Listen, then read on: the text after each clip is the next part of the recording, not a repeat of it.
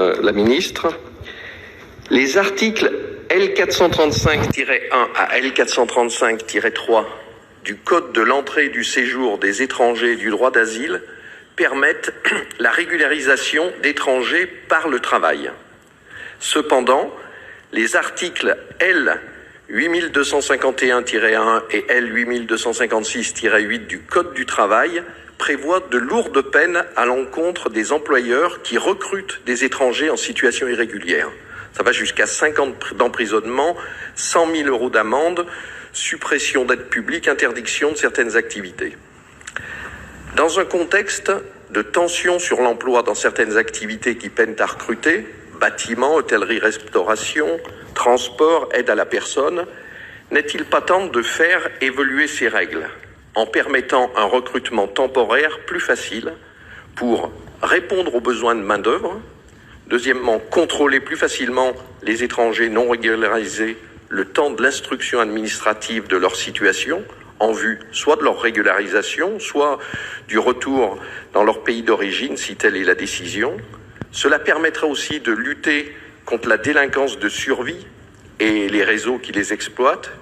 Et enfin, redonner dignité au traitement de l'immigration de personnes dont certaines ont un remarquable courage pour assurer leur survie.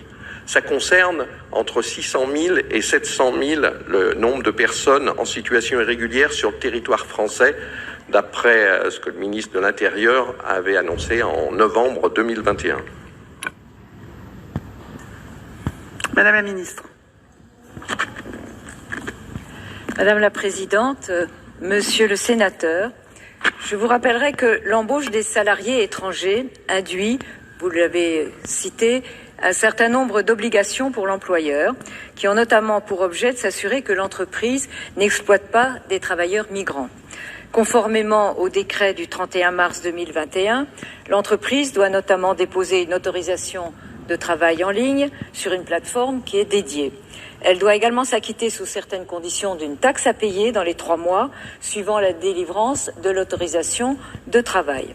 Les employeurs sont donc tenus de se conformer à leurs obligations légales et ils acceptent les risques, notamment pénaux, s'ils décident sciemment de contourner la réglementation.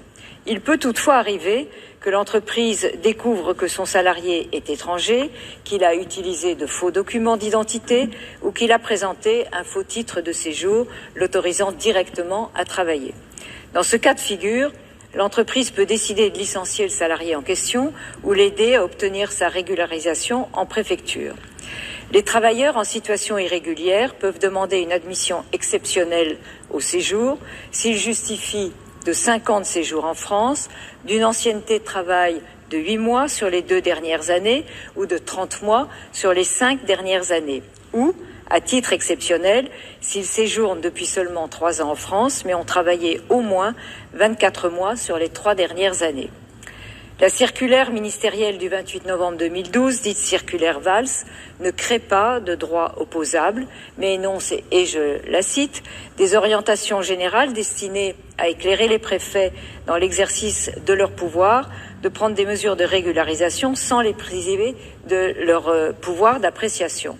Ainsi, le préfet tire pour le ressortissant étranger les conséquences de sa situation personnelle en termes de droit au séjour. Fialer, vous avez 15 secondes. Pardon. Oui, juste, vous comprenez bien que attendre 5 ans pour une personne en situation irrégulière pour pouvoir être recrutée, c'est le mettre dans des situations assez compliquées. Je crois même que les recommandations de Monsieur Attali, écoutées par le gouvernement, vont